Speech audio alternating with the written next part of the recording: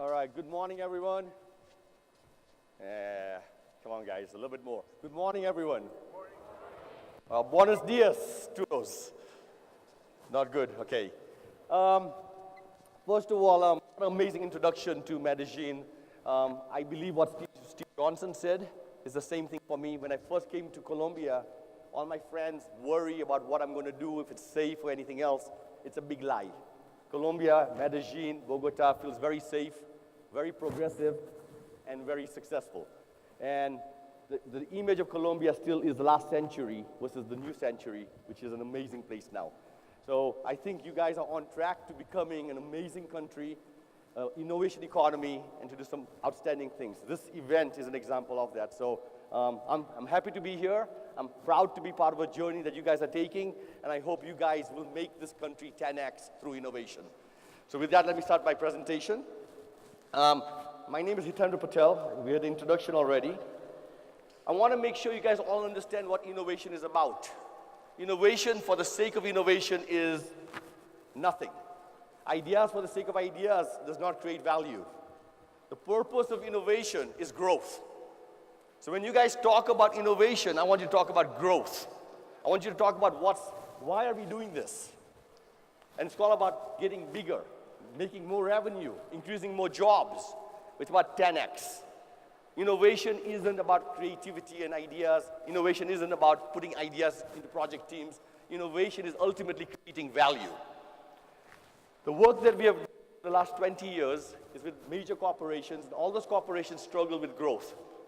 Sooner or later, whatever you were doing last year is not going to get you to next year.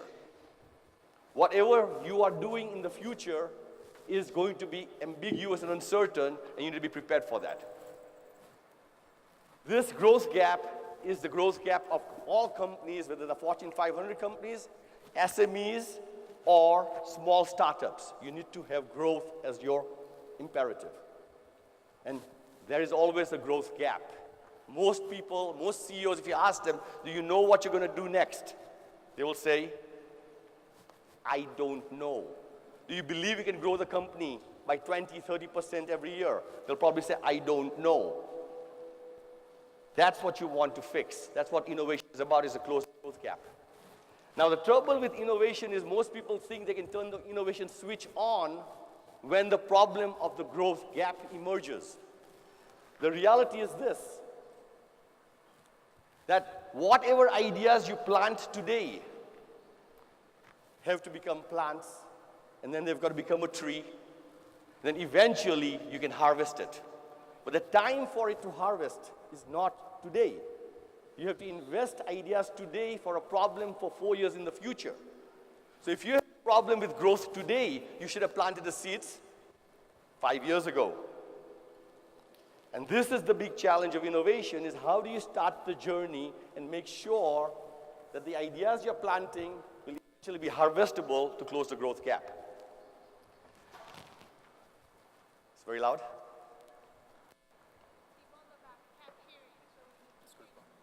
Okay. I don't yell loud enough. All right, can you hear me now? All right, I won't yell as loudly anymore.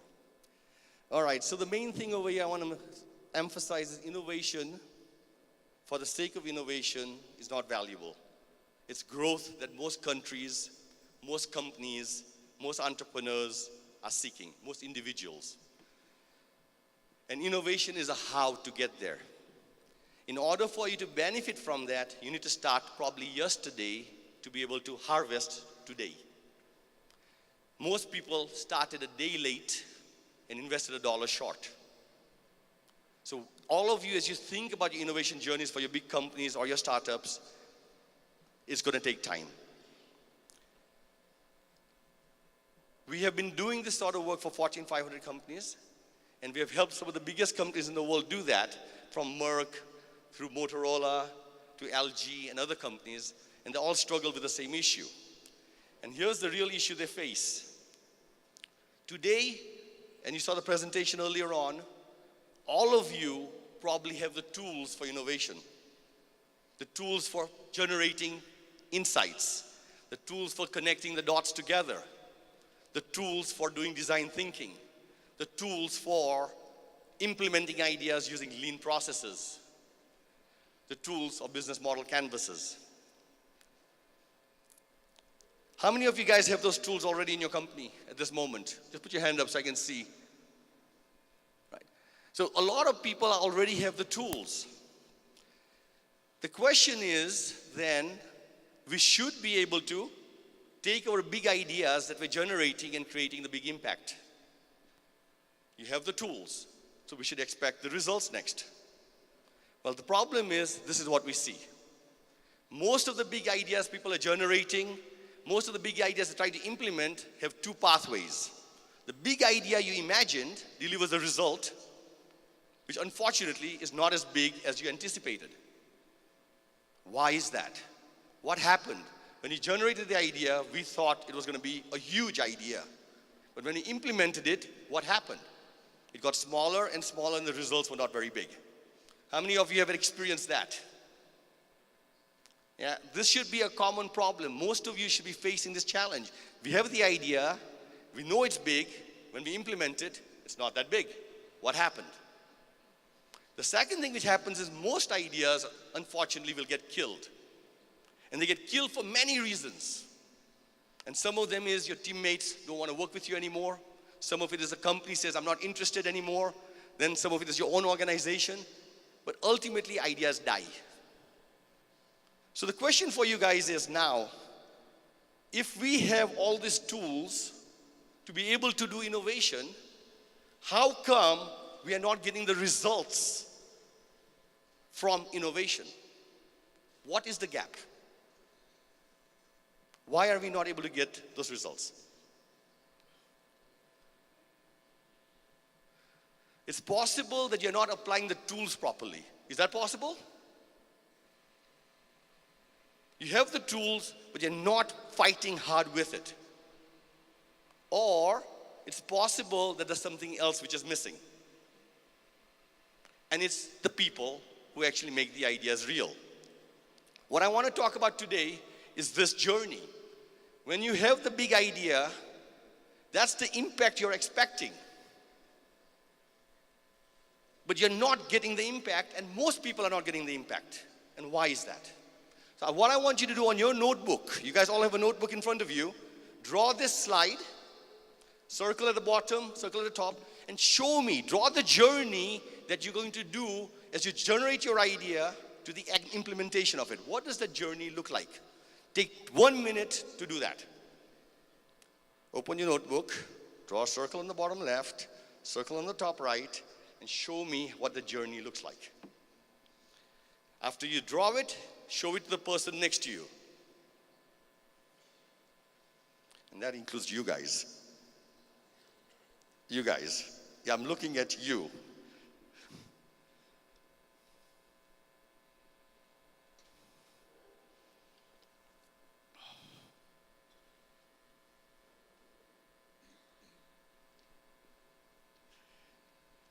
All right, share it with somebody sitting next to you.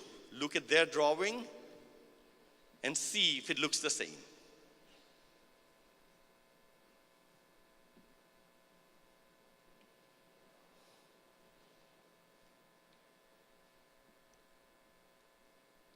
You can talk to each other. You can laugh at each other if you want. You can disagree.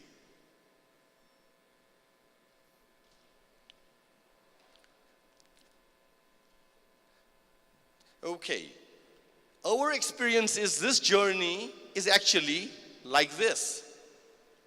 Is that the journey you drew? Does this look familiar? Imagine yourself on the west side of the Amazon, on the east side of the Amazon forest. And you've been asked to go all the way across to the Pacific Ocean. Nobody has done this journey before. It's the first time you are going to do this, and nobody else has done this before. Is that journey going to be a straight line? And the answer is no. Because as you start the journey and you're all excited, you might run into a river, and the river is wide. So what do? You go left, and the river gets wider. You get right, maybe it's skinnier. At the skinniest point of the river, you cross over. That was not a straight line. Then you start walking again, and you run into a mountain. Now, when you run into a mountain, do you climb straight over it? Of course not. You look left, you look right, maybe even go backwards a little bit to find a different way to go around. And then you find a way to get around the mountain, not a straight line. Then you're moving along and along, you get malaria, mosquitoes, those guys get you. And now you have to stop for a few seconds, add some more people to the team, do something else, maybe go differently. And then you start walking again, you meet some unfriendly tribes. Now you say, we need to go back and go left and right again. That journey of going through the Amazon forest for the first time is not a straight line. That's the journey of innovation. When you want to implement an idea that has never been implemented before, then there is no recipe. There's nobody to follow. There's no road that you can follow to do that. But as more and more people go through the Amazon forest, what does the road look like now? It looks like a straight line. And why is it a straight line? Because others have done things. Others did things that made it easier. But when you do innovation for the first time, which is new for your company, which is new for your team, the journey is going to look like this. Are you prepared for that journey? So my suggestion from now on, whenever you start an innovation project, print the slide out. Put it on the wall. Show it to your bosses. You think your bosses think that's the journey? What do you think your bosses think the journey looks like? A straight line. And if you make any U-turns, it's a mistake. And you're dumb. Why did you make a mistake? Why did you go left or right? But that's the journey. Does that make sense to you guys? Give me a big yes if you, does it make sense to you guys? I can't hear you. Does it make sense? There you go. Yes, it does. Take this thing and make sure that we are not in the business of executing a recipe. We are making the cake for the first time in the history of time.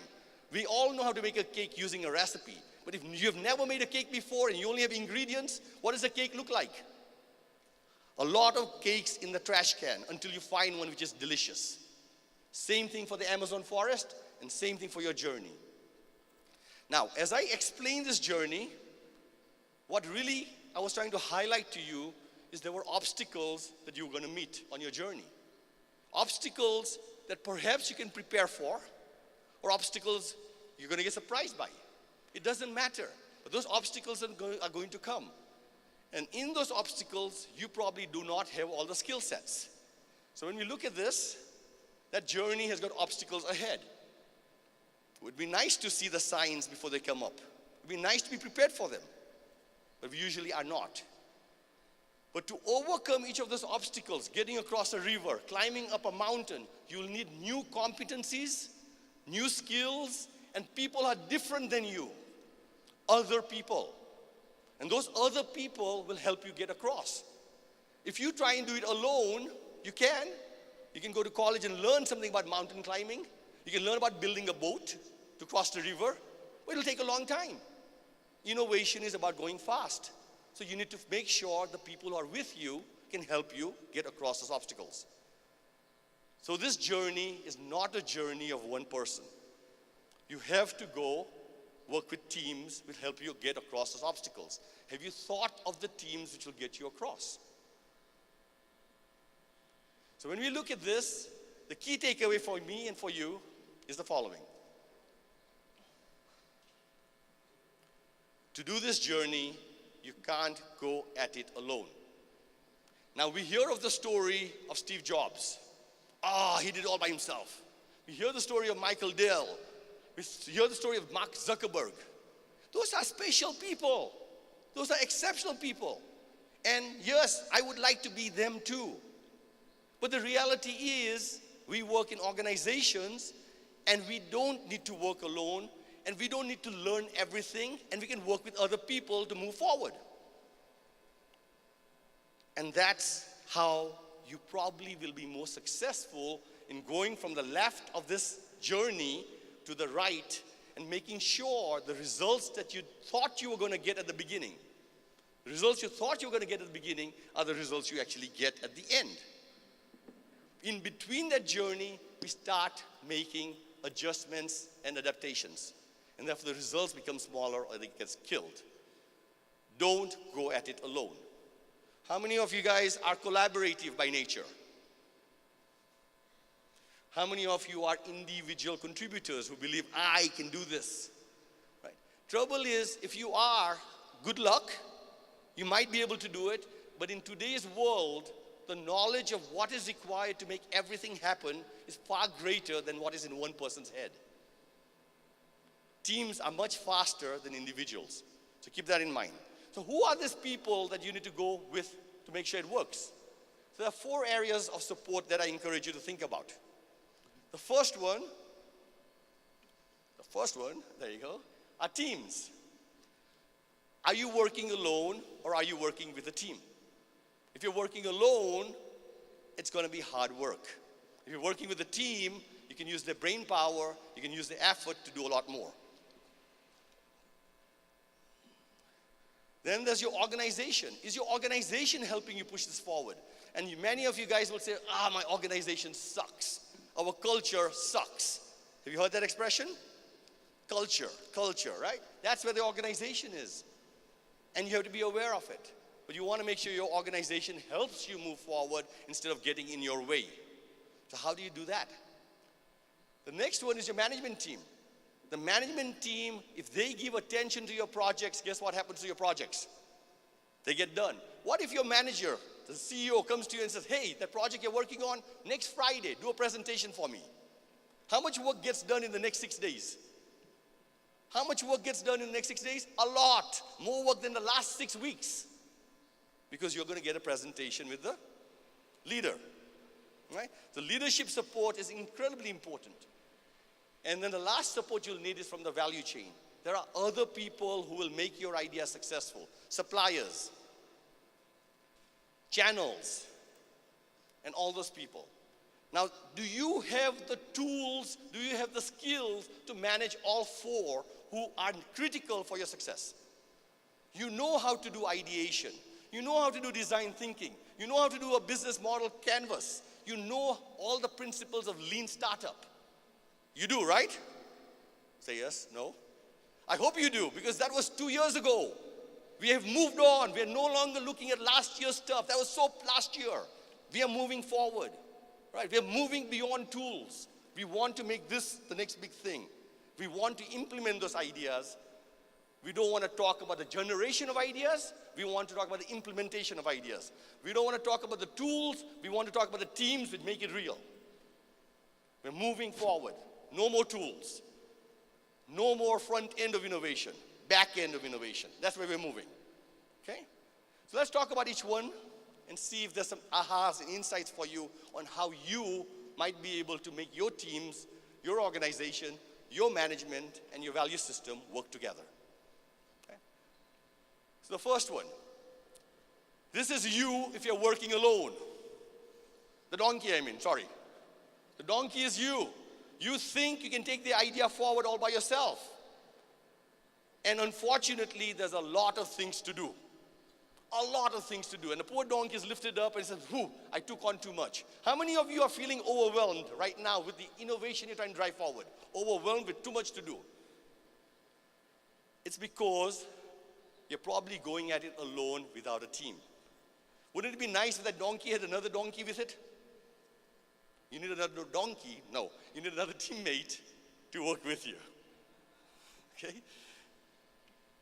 So, the obvious answer is, of course, you got to make a team. That's the obvious answer. How do you make a team? How do you make a team which is excited and passionate about your idea?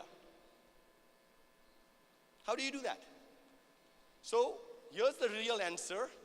We know that when you have an idea, your idea is relatively incomplete. Your ability to execute it is not all there. You need other people to help build your idea, and you need a team to make those ideas real.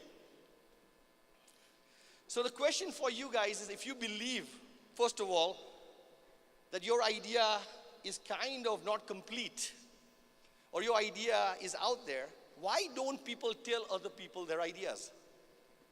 Why don't people in companies share ideas with each other? Why don't people share ideas? And most of you are thinking in your head, it might be this or that, but there are many reasons, but one of them often is somebody will steal your idea. They'll get credit for your idea. Is that true? I see some people nodding their heads. But the reality is, if you don't share your ideas with people, then you won't be able to get people to help you with your ideas. So you have to share your ideas. So let me tell a story which will help you guys understand this. The problem with ideas is it's like a baby. A mother spends 9 months cooking a baby. Cooking, preparing, talking to it, eating the right food, not drinking alcohol, whatever. She struggles to make that baby real. When that baby is born, 2 things come of that idea. One, that mother really thinks that baby is beautiful. Now, we have seen babies, they're not all beautiful. But you can never go up to that mother and say, my God, that's an ugly baby. So it's just with ideas. If somebody generates an idea, they're scared. And if they present it to somebody else, they might say, that's an ugly idea. So ideas are cooked in your head, babies are cooked in the body. You can never tell a mother a baby is ugly. You can never tell somebody who has an idea that the idea is bad. That's the first thing. So people are scared to talk about their ideas and share ideas. That's the first problem we have. But if you don't share your ideas, how do you think you can build a team? You have to share the idea. So the second part is you're scared that somebody's going to steal your idea. Somebody's going to steal your idea. So why do you think people think they're going to steal your idea? No different. Every mother out there thinks their baby is going to be stolen. Is that really true? How many babies get stolen? Not many, but every mother thinks their beautiful baby is going to be stolen. About 10 years ago, I had my daughter Maya with me. We were in Cambodia. We were hiking around. My wife says, watch the kid. I'm like, sure. I went over to get some food, looked around, kid's gone. So I'm like, okay, this is going to be a problem. For an hour, my wife is not there. I'm looking everywhere, a little worried. Not worried about the kid, worried about my wife's anger. Right? That's what I'm more worried about. And then she comes, it's like, what happened? And she calls me all kinds of names and everything else for losing the kid. The kid, however, is sitting on a counter in a store, and there's some people then say, is this your kid? Take it. We don't want your kid. Don't lose your kid next time. Nobody wants your kids, as much as you believe your kids are special. The same thing with your ideas. You think people are going to run away with your ideas, but they didn't cook it. They didn't bake it. They didn't think about it. They're not excited about it. And if they can run away with your idea, it's probably a bad idea. Because everybody else can run with it. And a good idea is one that you can execute, not just everybody. So, the first idea I want you to understand is if you have an idea, your tendency is to protect it, one in fear that somebody will call it ugly. The second one is the fear they'll steal it. The reality is you need to build a team. You have to share it. And when you share it, others will come and add to your idea and make it better. And most people don't steal ideas. They got their own idea that they're excited about.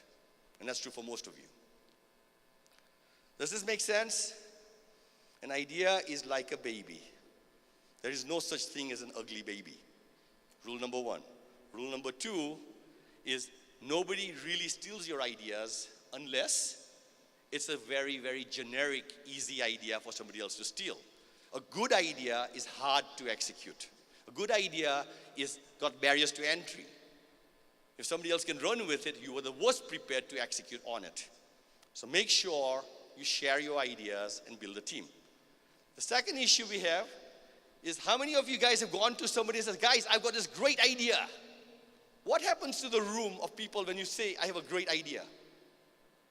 I'll give you a story of another idea I came up with. I came up with an idea when my son was born. Somebody gave us some plaster of Paris and a picture frame.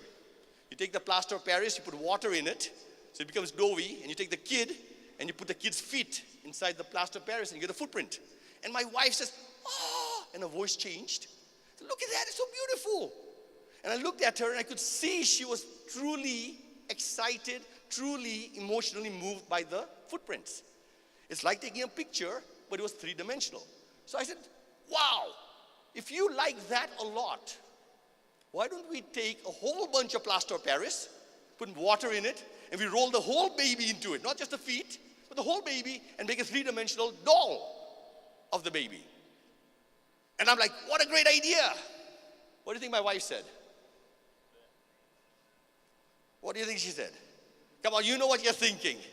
Okay, she said, idiot. Right? You don't do that to her kid. The footprint was nice, the 3D baby was not. But I was excited about my idea. So I told lots of people about my idea, and every person I told, and I know you are thinking the same thing right now, in your head, it's weird, it's scary, it's not safe, who's gonna buy it? And there's a lot of questions in your heads that you would tell me immediately. And those are the questions that emerge when you tell somebody your idea. Do you think I have the answers for those questions at that moment of inspiration? None. At the moment of inspiration, I had an aha moment. The aha moment made me excited. Because I was excited, I told everybody. And everybody expected me to have already done the research for all those questions. And as they started asking questions, more questions, more questions, more questions, I said, forget it. I'm just going to go back to work and do my day job. And this is how you kill ideas. You kill ideas because you put too many questions on there. So how do we fix this to get people to help you? How many of you have experienced this? Where you ask a question, then ask you 50 questions on top of that, and next second you got 3 weeks of work? Yeah, that's not helpful. So what I want you to do is something different from now on. What I want you to do is go up to people and say, guys, that baby idea I was talking about, I have an idea fragment. I have an idea fragment.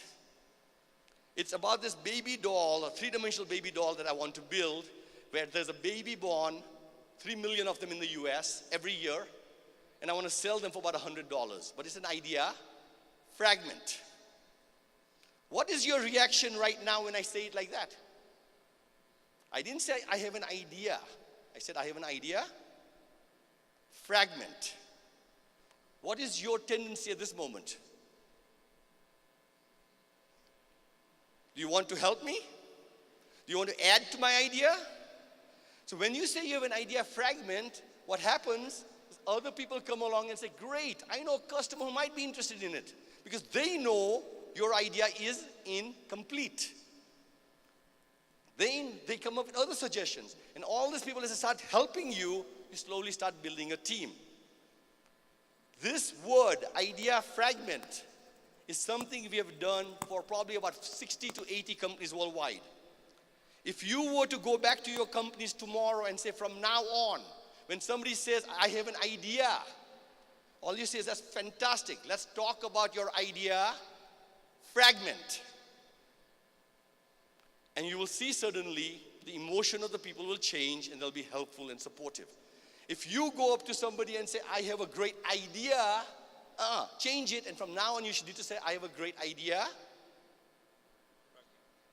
I have a great idea. Fragment. So let's try it. In order for you to build teams on your ideas, let's try this. From now on, when you talk to your teams, you'll say, I have an idea. I didn't hear it. I have an idea. Fragment. One more time. I have an idea. Fragment. And when you say that, others will help you. They will not put more questions on it. They'll start building it with you. And those people who will build it, as they put one brick into the idea, they have skin in the game. They are part of your idea, they're part of your team, and they'll take it forward with you. When somebody comes to you and says, I have a great idea, you'll say to them, that's fantastic. Let's talk about your idea fragment. Let's talk about your idea fragment, and then we'll be able to do a lot more. And this is how you build teams, and this is how you actually will move your idea forward versus trying to work on it alone. Let me summarize.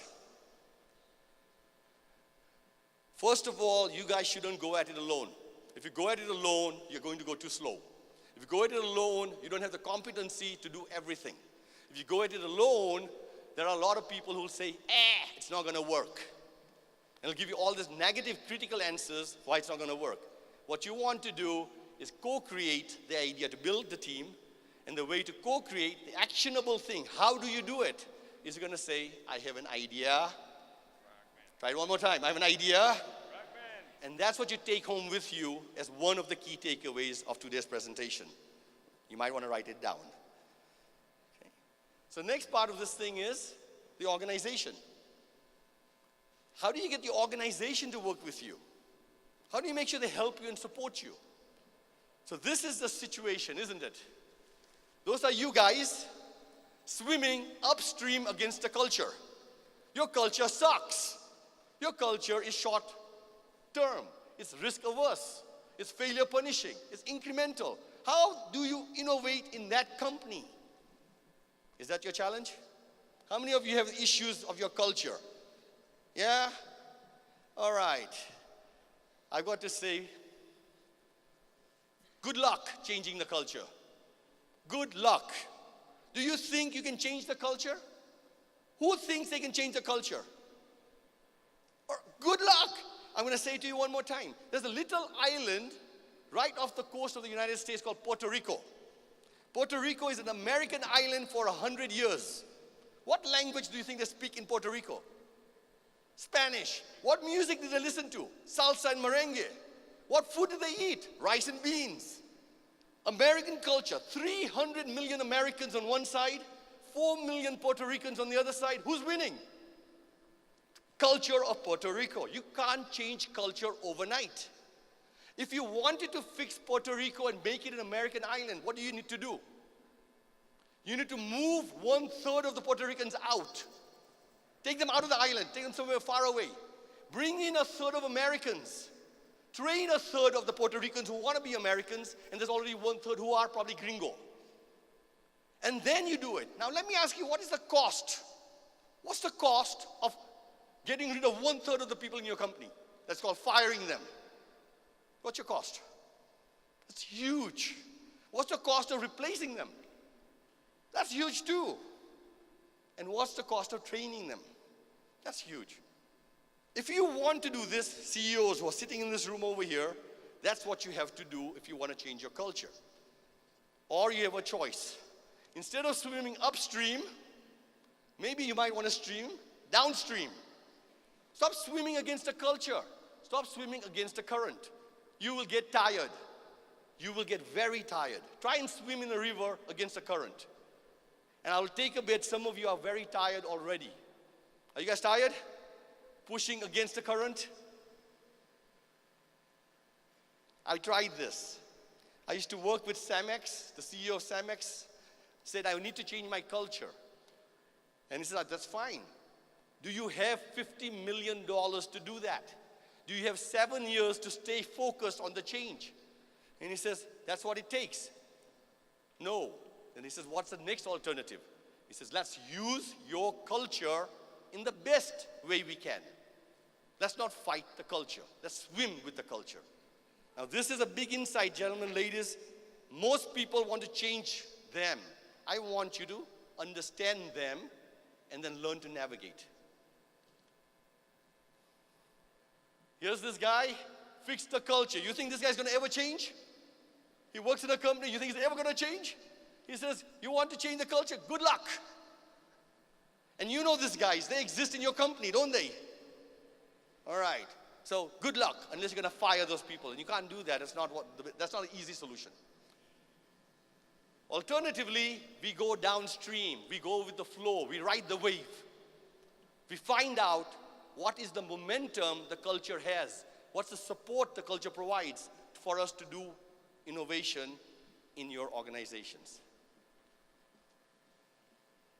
Don't fight the culture, you will lose.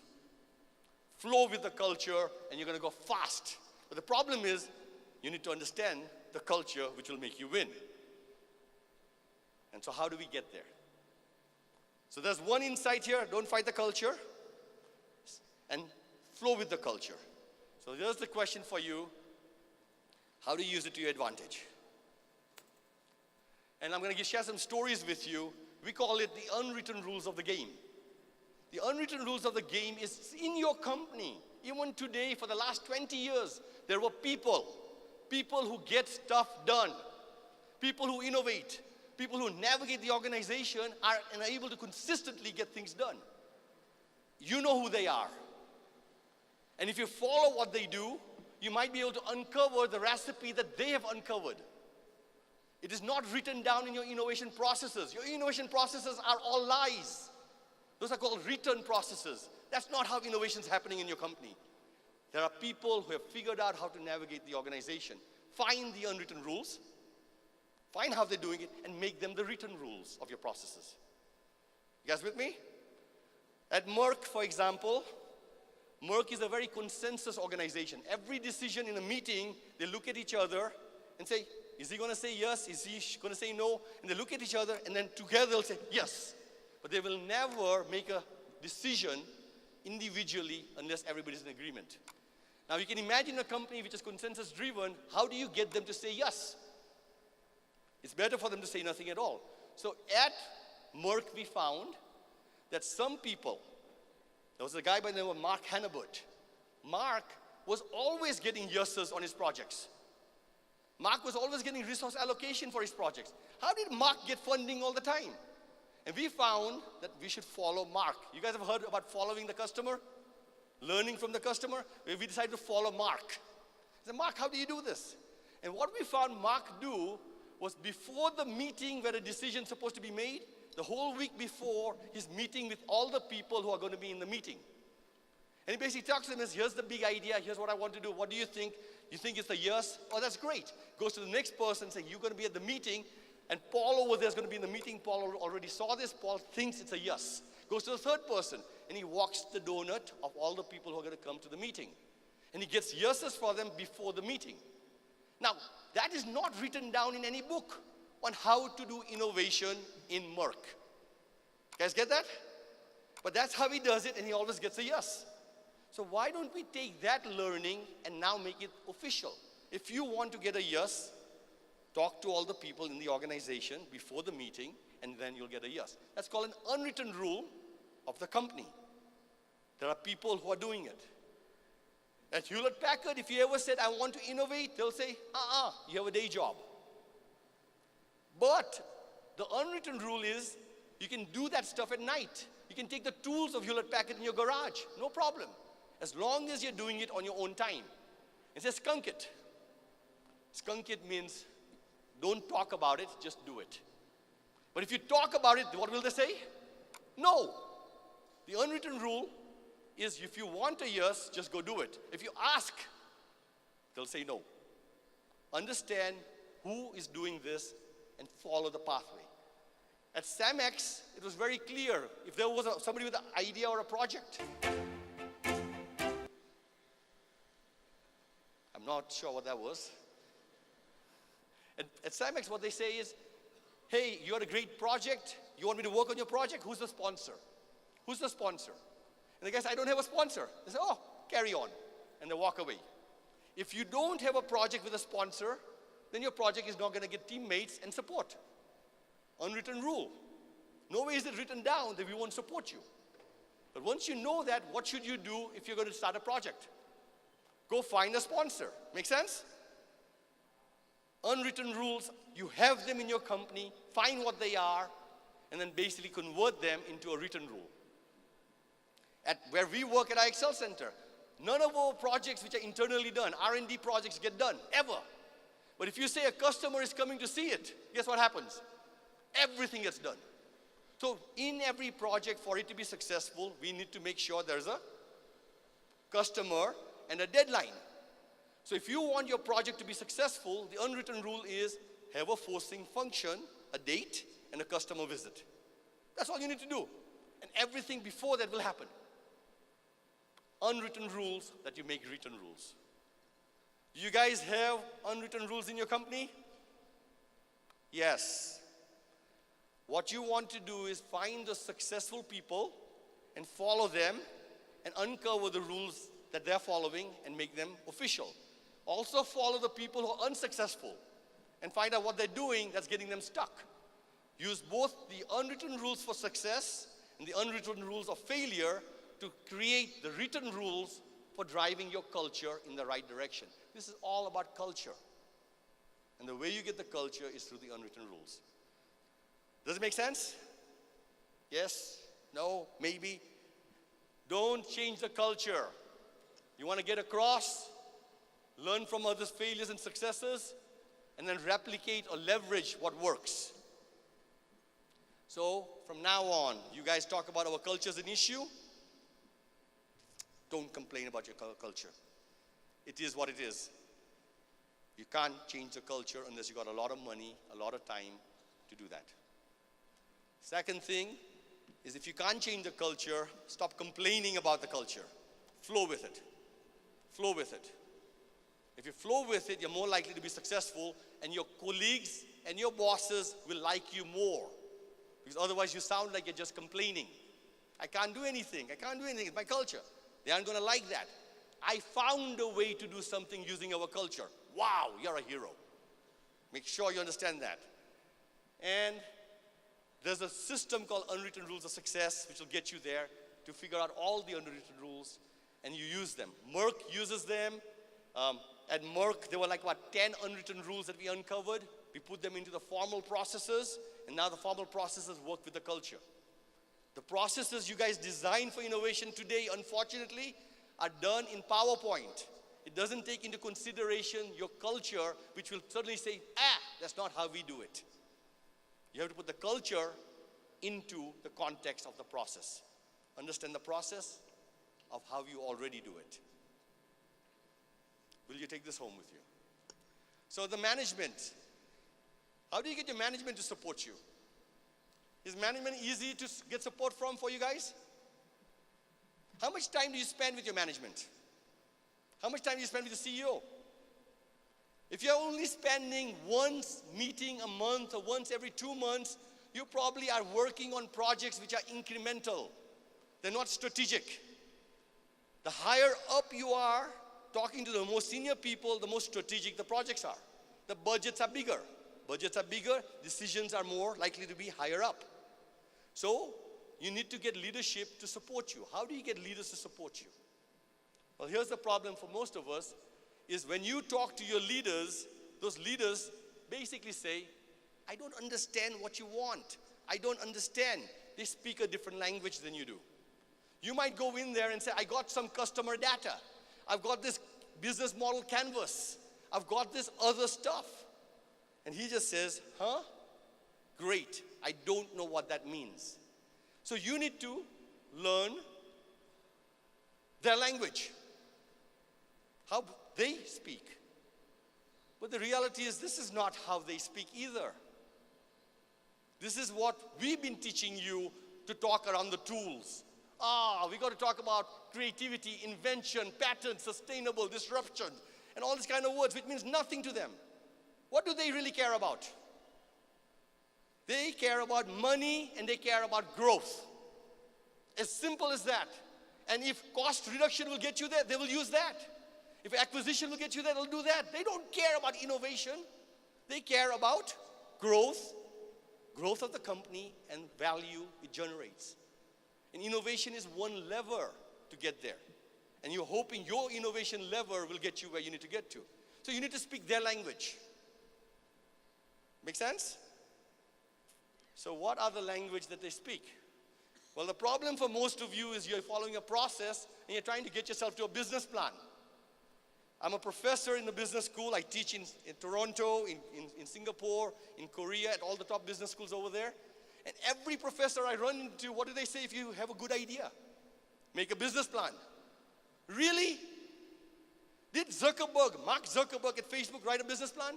Did Steve Jobs write a business plan?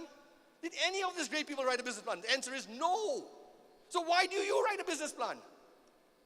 Because the professor has never started a company in his life. The professor is trying to reverse engineer what other people do. Those professors are doing you injustice. If you listen to those professors, fire them next time. Don't even listen to them. All right, sorry. Listen to them, the professors. The way most people do innovation, including the founders of companies that you might be working for, including the CEOs, is they actually build the business artifacts first, and then they create the business plan. The horse is being put behind the cart. The horse needs to be in front of the cart. The horse is business artifacts. You need to build the business artifacts. You're spending far too much time working on creating the business plan or the business case and not getting on with building the business. And that's what the management team wants to see you do. Build the business. Don't give me another PowerPoint. Do I have to look at another PowerPoint? No, I want to see the business. So what makes a business? So I'm going to share a story with you about Motorola. I used to work at Motorola, and Motorola in the 80s and 90s was the greatest company you could ever work for. It is the Apple or the Google of today. We are the guys who made geeks cool. We made the cell phone, we made the RFIDs, we made the flat screen TVs. Everything in the world you're seeing today, we made it. We were so damn cool, and we thought we were really cool, right? So when I had an idea, I would go up to my manager. And I said, I've got this great idea. I used to work with batteries, the lithium ion batteries which are in your phones, on your laptop. Motorola invented them, and Motorola, as a result, has given you that gift. My team made those batteries. One of the ideas I had was, hey, why don't we make a phone where we can put a little key, and we can wind the key like a doll. You know the dolls where you wind the doll up and it talks in the old days with a spring? You wind it up, and the doll will say, hello, my name is so-and-so. So I said, if you can wind the phone up, wouldn't it be very cool that then maybe you can talk for another 2-3 minutes? Backup energy. That was my idea. So I'm telling my manager that, and he says, that's great. That's great. You might want to talk to that guy over there, and you might want to talk to Peter over there, because I think they thought about it also, and maybe you can share and build a team. Remember the rule number 1? Make a team. So the manager would tell me, go talk to some other people who might be able to help you. And as he walks away, he says, and by the way, Hitendra, next time I see you, show me a prototype. I don't want to see an idea. Show me a prototype. So I'm like, huh? Okay. Now I'm excited. Why am I excited? He told me, go talk to other people. He also told me that he's interested and he wants to see something next. He didn't ask for a PowerPoint. Listen carefully. He asked for a prototype. So now 1 week goes by and I see him walking down the hallway. And I see him, and what goes through my head? I promised him a prototype. So I'm like, oh shoot. So I go back to the lab and I start working on it. And I come back 2 weeks later and I say, hey, here's the prototype. And he looks at it. It's not real. It doesn't work perfectly. I took a phone, I put a hole through it, I put a key in it, and I glued the key inside there. That's all I did. He says, that's great. Let me show it to some other people. I like what you've done. He says, can you talk to so-and-so people, there's 3 other people, and see if you can find a customer. So next time when I see you, show me some interest from a customer. And then he leaves. Am I happy about the interaction? Of course, he showed interest. He said, go talk to somebody else. And he says, go talk to a customer. So next time I see him again, I'm like, oh shoot, I got to go talk to a customer. Every time I see him, I think I got to go talk to a customer. Eventually, I find a customer who's interested, and he sends me an email. If you build it, I will buy 100,000. So now I'm all excited, aren't I? So what do I do with that email? I print it out, and I run over to his office all excited, like, look. And he says, that's great. That's amazing. Customers like what you're thinking about. That's amazing. Why don't you talk to the following 3 people who might be able to help you work with the customer, and I need you to move and do the next thing. Can we manufacture this for low cost? Question number 3. Can you manufacture it for low cost? I said, of course. So I go back, I talk to the manufacturing people, I talk to different people, and I find a cost system in it. This is how Motorola managed us, the leadership. They never asked for a business plan. They never asked for any of those things. They asked for artifacts that actually build the business. They said, show me the phone, show me the customer, and show me that we can manufacture it. And don't show me a PowerPoint, and don't show me an Excel spreadsheet. Build the business And in building the business, you will learn which customers are good, which customers are bad, what the phone needs to look like, or what and how you'll manufacture it. And that's what we mean by putting the cart before the horse. Everybody out there is saying, oh, that's a great idea. Show me the business plan. That's not going to work. Build the business. How many of you guys are in this trap of building PowerPoints? Come on.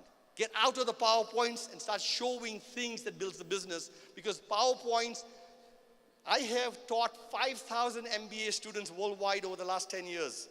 Those 5,000 students all have a business plan. Guess how many of those business plans have been executed? 0.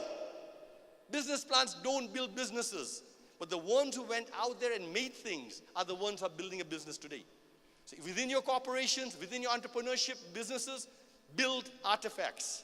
And the artifacts I talk about are this: a brochure. Make a brochure. Get a partner, an NDA agreement, a non-disclosure agreement with a partner. Do a sales pitch. This is what is the business, not the PowerPoint. So let's make it real. Your management is not so different than the management at Motorola. The Motorola management will say this: I have a great idea. And the management says, great, that's not valuable to me. Show me a prototype. That's interesting. You say, I got a prototype. That's fantastic. Does anybody want to buy it? Get me a customer. That's his language. And if you get the customer, you want to buy it, that's awesome. Can we manufacture it for low cost so we can make money from it? None of your CEOs really care about innovation. They care about growth. And innovation is a way to get to that growth, and you need to talk their language. If you talk their language, you're more likely to get their support. And the more support you get from them, the more budget you will get, and the more teams will be supported, and everybody else will pay attention to it. Every company I've seen a CEO interested in an innovation project, every other person in the company wants to be on that project. CEO attention drives momentum. You need that support. All right. How are we doing? Are we okay so far? All right, so remember this much. We are using the jargon of the innovation consultants, innovation professors, innovation whatever. And they're using words like design thinking. They're using words like business model canvas. They're using ideation. They're using trends. That's not their language. Their language is growth. Give me growth. Give them the artifacts then. And when they look at things, they want to see something they can touch, smell, and interact with. To say, will a customer buy it? Does it feel real? Can we sell it? Can we distribute it? That's what they're thinking. So think business. So build artifacts that are easy to share and test. For those of you who have a business idea that your team is struggling to move forward, here's your exercise. Make me the brochure. Just make the brochure. The brochure that you will give to the customer. In that brochure, you'll have to tell them what the product or service is. In that brochure, you'll have to talk about who the customer is. In that brochure, you'll have to talk about how you'll sell it. In that brochure, you'll have to tell them how the pricing will be. A lot of things are needed in that brochure. My simple key takeaway for you is even before you build the prototype, build the brochure. Test it with the customer, and the customer will say, I don't like this. Go back and change it. How much cost is that? How much time does that take? Close to zero. Prototypes are expensive to make. Brochures are easy to make. Change the brochure, go back again and test it and test it. And once you refine the brochure, that customer will probably buy what you're offering them because they've been experiencing with you called co-creation. And through co-creation, your CEO will say, wow, you got a customer already? You got this brochure? I can read the brochure. Business plan, I don't want to read. Brochure, I can read. 2-page brochure. 2-page brochure. Just want to share one piece of this story. I used to work with A.G. Lafley. A.G. Lafley is the CEO of P&G. We were working with Duracell. Duracell is a business unit of P&G, and Duracell is dying. It's not a growing business. So they were trying to find new growth ideas. So we found a new business idea for growth. We wrote the business plan for it with the management team. And the management team of Duracell was telling us, no, we need to put more data. We got to put more data. The document was about 80 pages. So we sent the document to A.G. Lafley, who's the CEO of P&G in Cincinnati. He receives it, and within 2 days, or 2 minutes or 3 minutes, he says, Hitendra, Mark Batalami, great job. I see you've been working hard. Can you make this 80-page document 2 pages?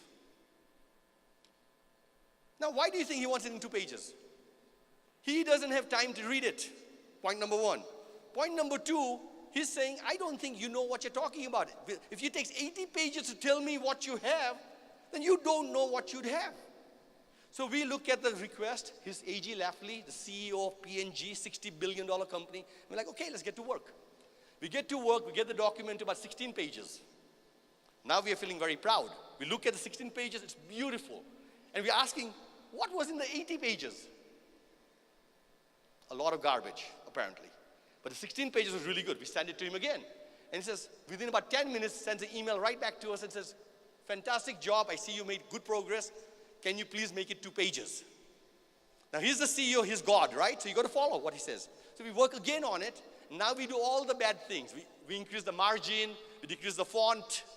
Everything to get it down to 2 pages. We get it about 3 or 4 pages. We send it to him. And those 4 pages were amazing. Amazing. It was everything about the new idea was in those 4 pages.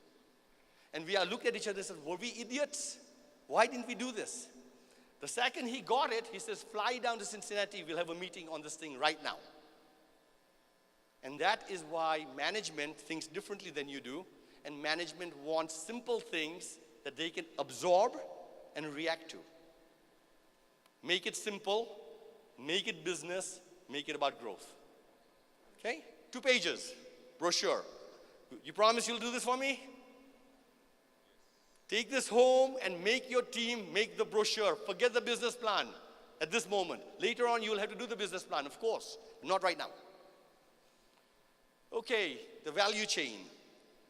If the innovation idea that you're trying to implement is truly a breakthrough idea, if it truly is different than what you have done in the past, then more than likely the skills in your company don't exist to implement that idea. Does it make sense? If it's new for your company, the idea, then the skills and the competencies have to be new for you also. So where are you going to get them from? Probably from partners, probably from suppliers, and you also have to work with your channels and your suppliers.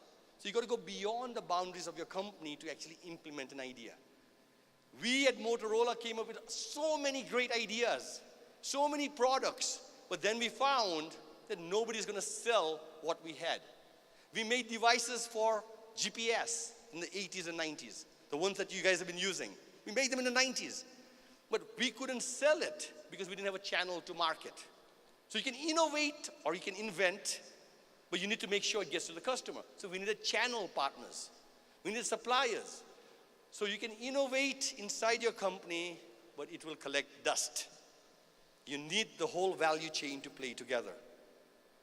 Do you think of your value chain as you think about your business ideas? Are you involving them in what you have to do?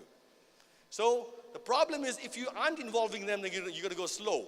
But if you do involve them, the problem is they don't work for your company and your boss cannot tell them to work with you. So it's very hard to manage partners.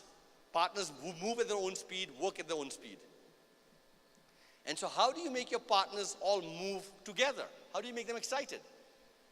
Well, here's the problem with most of us. Most business schools don't teach you how to do partnering. Almost the same as most people do not learn about marriage. Right? There's no school you go to saying, I'm going to go learn about marriage, then I'm going to get married.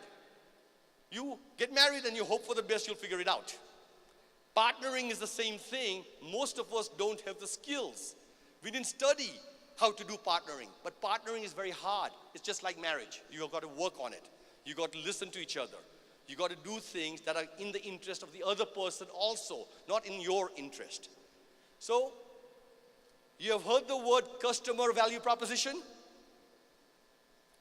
Everybody talks about, oh, what's the customer value proposition? Well, guess what? You need to have a value proposition for your suppliers, for your channels, and for your partners. And you got to put the same energy that you put in for the value proposition for your customer. How much time do you normally spend when you say value proposition on the customer? Probably 90%. How many of you are spending time saying, how do we make sure it's really exciting for our channel to work with us, really exciting for our suppliers to work with us? And this is the big issue for most of us, that we think our idea that we're working in our company will somehow get to the customer. It doesn't. You need the value chain to play with you. Does that make sense? And so here's the thing you got to think about as you think of the value chain, is most of us, when we try and partner from somebody on the outside, we try and take more and give less.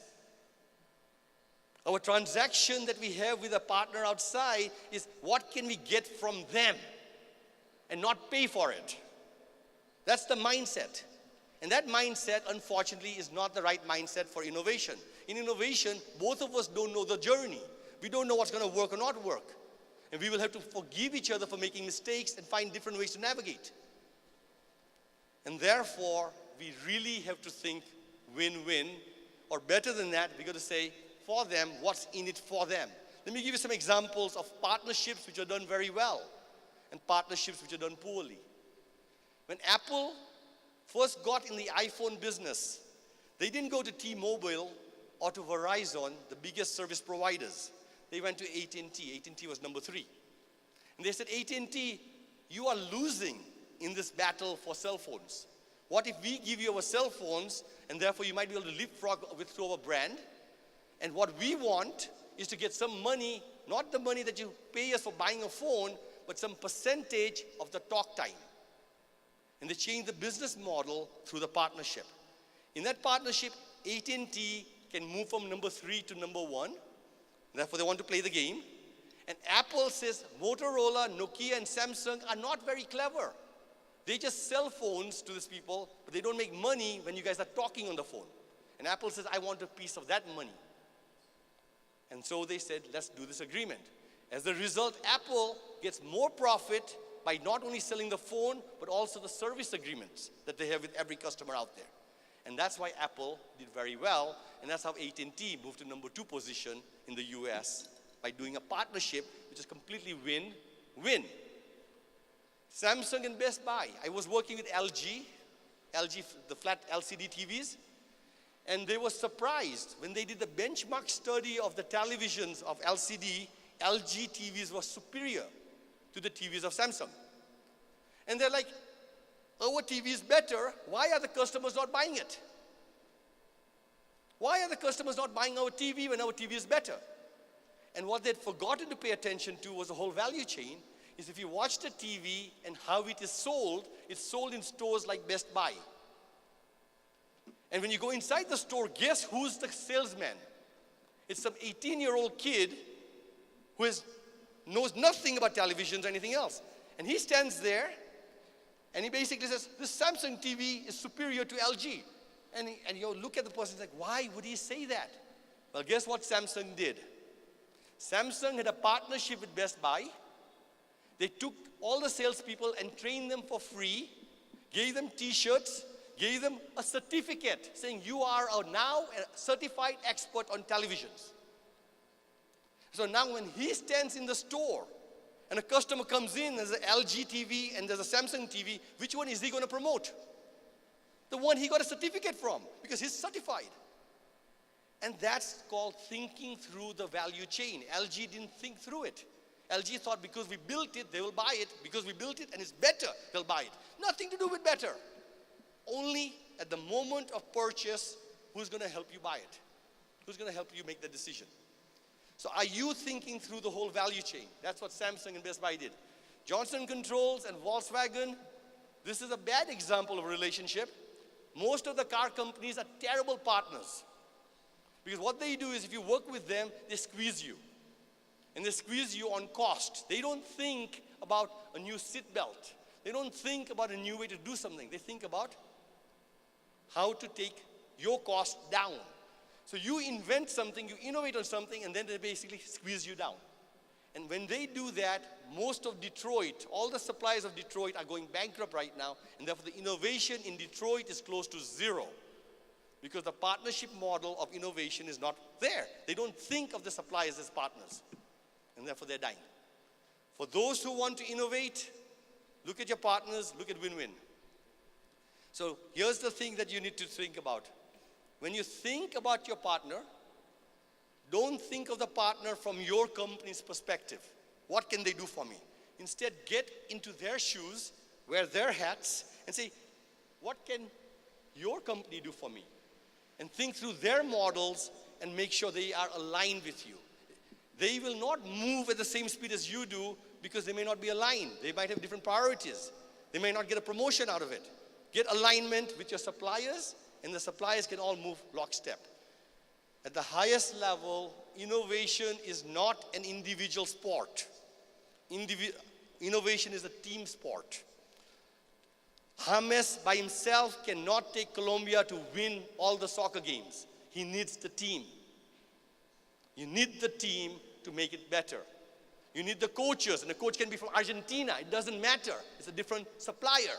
But you need to work with the coach to be able to do well. Innovation is a team sport.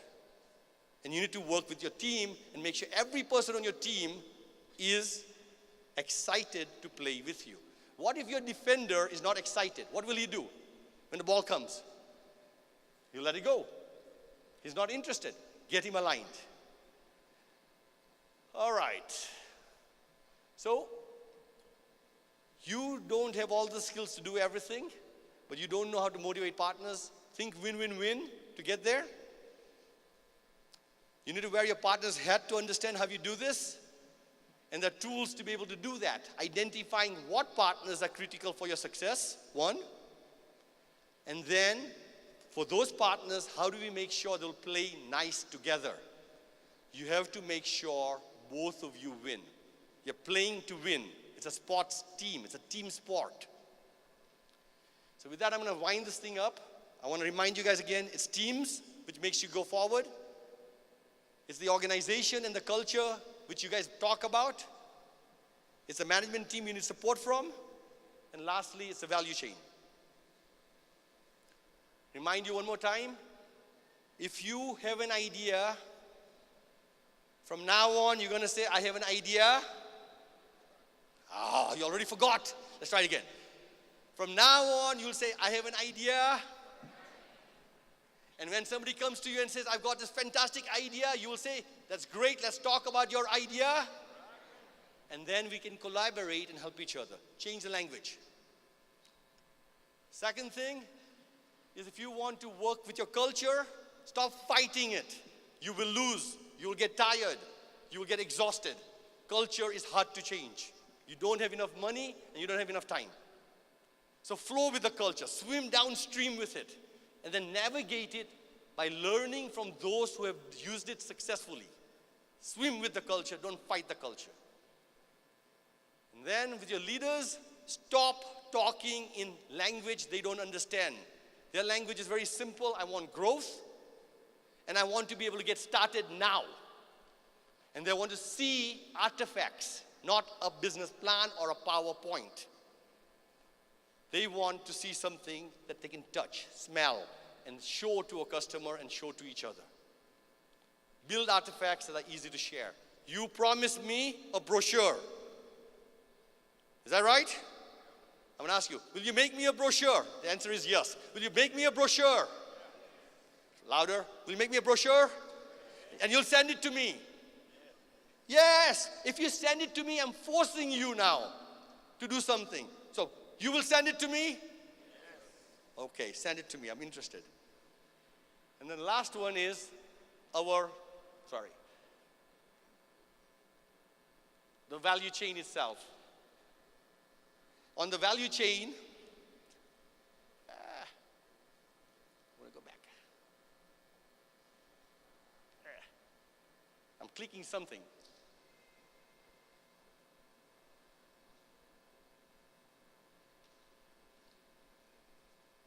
On the value chain,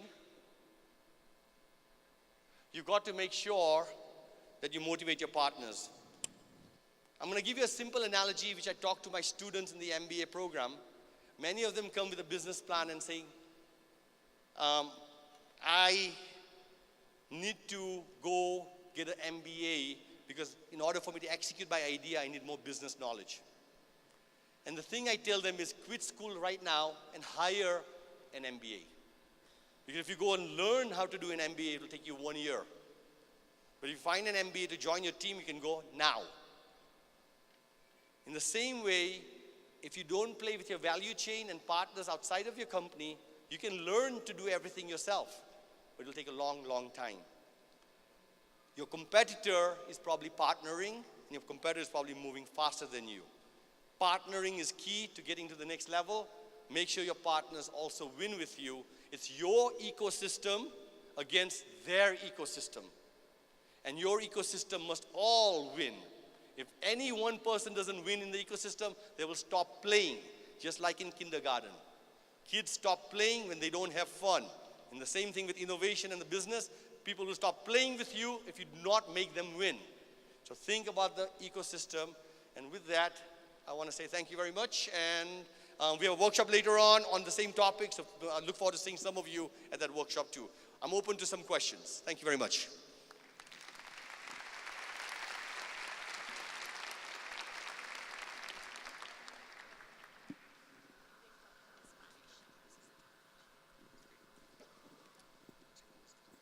¿Preguntas?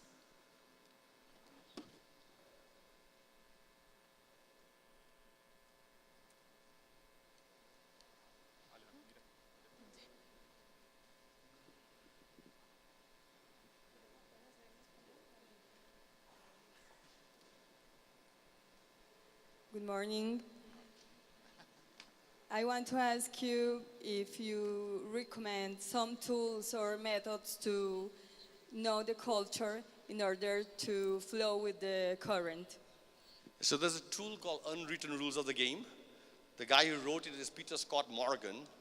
And he basically talks about how to do this. And the way it's done is the story he uses. If you are in Boston, which is where I live, and if you read the book on how to drive a car in Boston, you can pass your test, you get your driver's license, and then you get on the road. In Boston, when you get on the road and you're on the highway, if you're in the middle lane and you want to get to the right lane to get off the highway, you are supposed to, according to the written rules, put your turn signal on, look in your mirror, if the road is empty, move over, and then get off. Problem in Boston is the second you put your turn signal on, everybody speeds up and blocks you. Why? I don't know. So the written rules will not work for you. So he says, the unwritten rule is this in Boston. You want to go in that lane? Basically, look in the mirror and see if there's enough space, then slowly just move over. If you slowly move over and then put the turn signal on, that's the unwritten rule. And so he says, look at those things and uncover them. And there's a methodology called motivators, enablers, and triggers. And there's a methodology. Peter Scott Morgan, Unwritten Rules of the Game, is how you do it. And it's really, really cool. Because most consultants will tell you, you can't change the culture. Most companies want to change their culture. And most consultants will say, I will help you change your culture because it's a lot of money. But I'll tell you, after 3 years, that culture is very hard to transform. It takes time. Okay? It's a good question. ¿Más preguntas?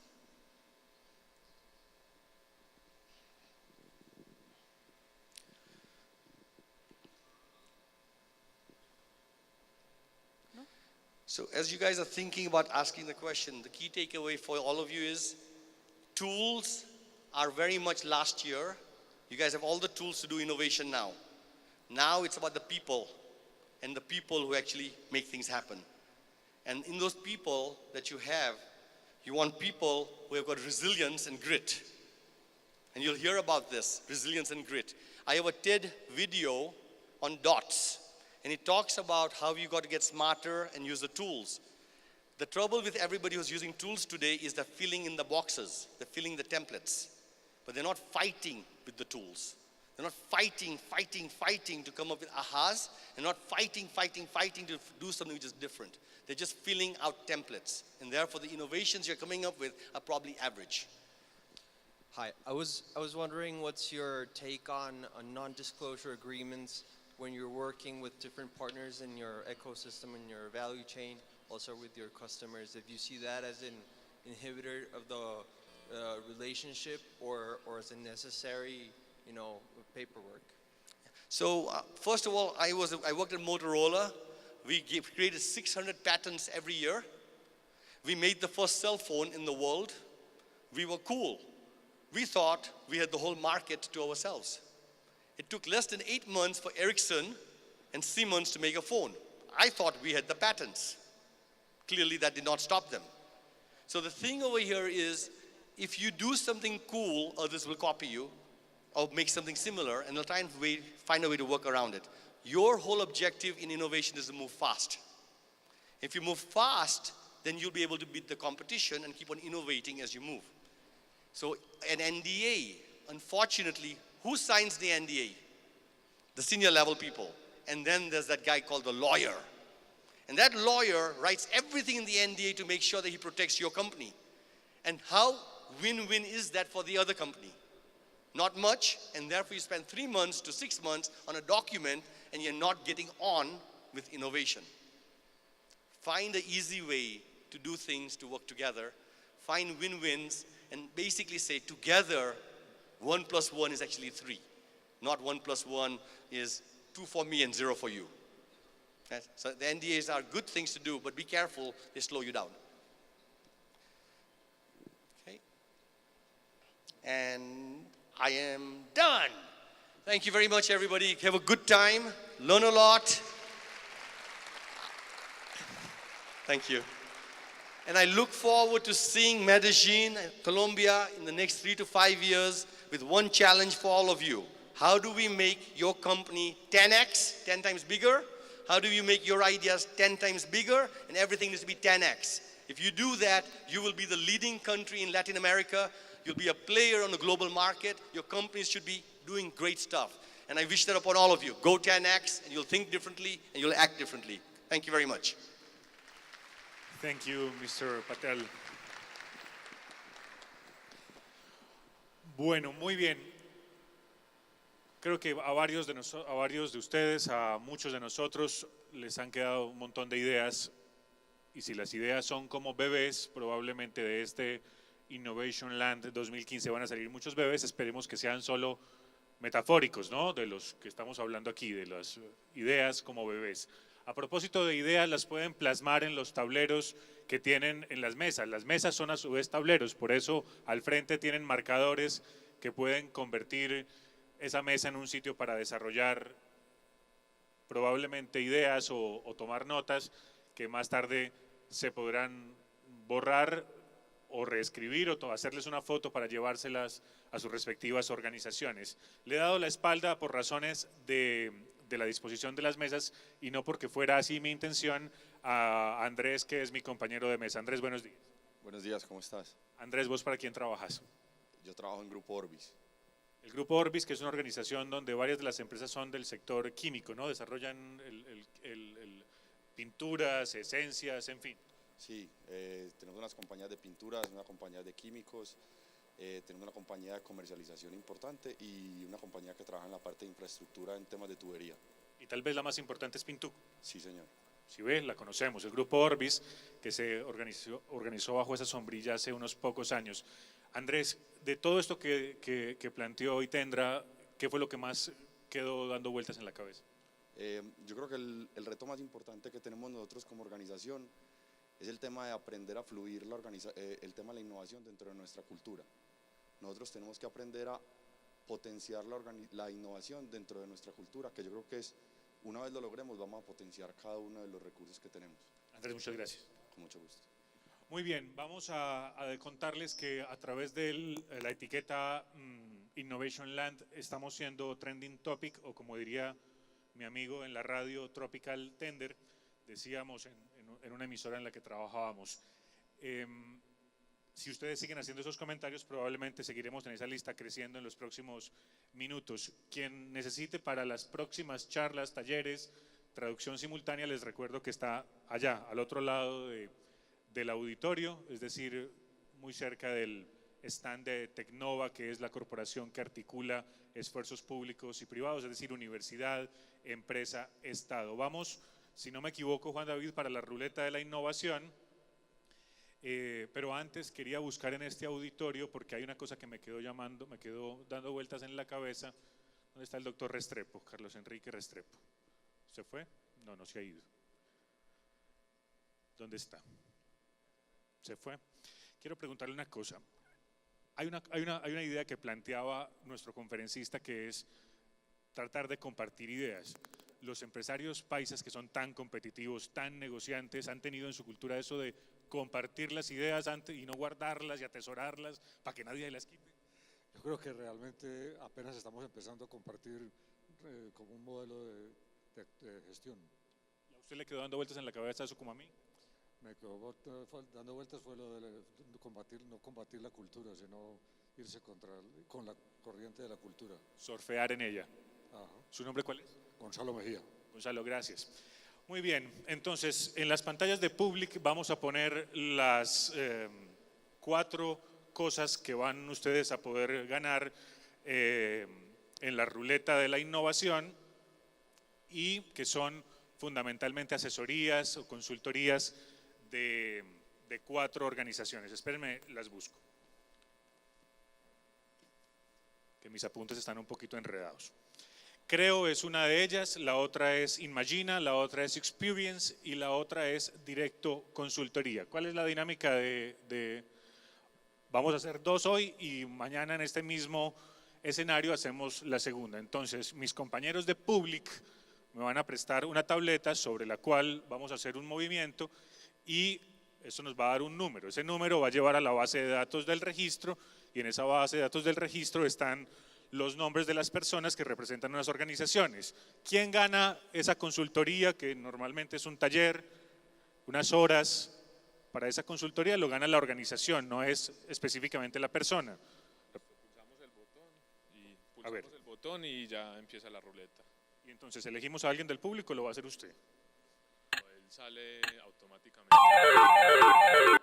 Bueno, y entonces, ¿cómo sabemos quién es? Sebastián Toro Álvarez. ¿Quién es Sebastián Toro Álvarez?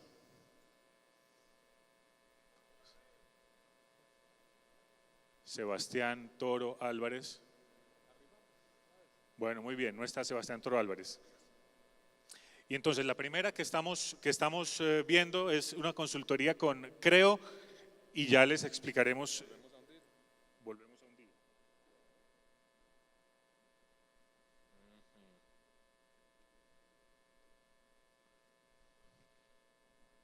Les recuerdo, son 4 de las cuales vamos a plantearles en esta ruleta.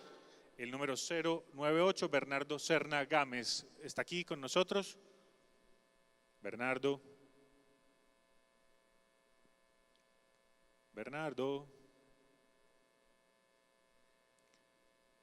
Vuelve y juega. Las otras 2 las haremos en este mismo espacio el día de mañana, en la jornada de mañana. Número 594 corresponde ¿a quién? Jaime Andrés Moreno Betancur. Jaime Andrés, bienvenido, por favor.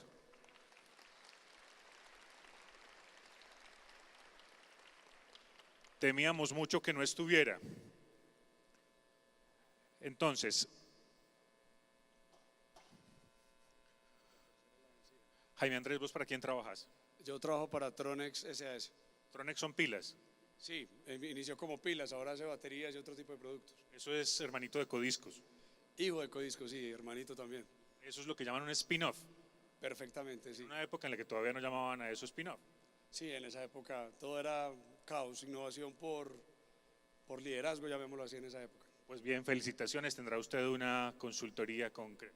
Muchísimas gracias a las 2, a la Andy y a Creo también. O sea, no solamente usted, todo su equipo de trabajo, para que aprovechen y empiecen a co-crear, que es el verbo que estamos utilizando aquí. Hay otro sorteo, Juan David, uno más. ¿Cuál es el? Trae la tableta, por favor. Y perdónenme que les interrumpa la conversación. Carolina Quintero. Carolina es la que le va a dar clic a esa tableta. ¿Qué se ganó qué? ¿Qué se ganó? No, no importa. Vuelve y le da clic. Carolina va a hacer clic en esa tableta. No, no se puede hacer trampa. El 102 es para Mauricio Zúñiga Cuellar. Bajo ese número quedó registrado. Ah, en esta misma mesa, Mauricio. ¿Qué hay? Buenos días, ¿cómo estás? ¿Vos dónde trabajas? En Confandi, en la caja de compensación. Es una caja de compensación del Valle del Cauca, que es el equivalente a Confama aquí en Antioquia. Es líder y menos mal no ha caído en las dificultades que han caído otras cajas de compensación de la región, de las cuales no vamos a hablar. Perfecto. Se ha ganado usted una consulta, usted no, Confandi, el doctor Armando Garrido, que hace parte de la junta directiva del gremio de las cajas de compensación y que ha estado también en la junta de la ANDI, ¿no? Ha sido representante del sector productivo del Valle del Cauca en la Junta Nacional de la ANDI. Felicitaciones, Mauricio. No, muchísimas gracias. Las cajas de compensación, que son eje fundamental de la articulación entre las empresas y la sociedad.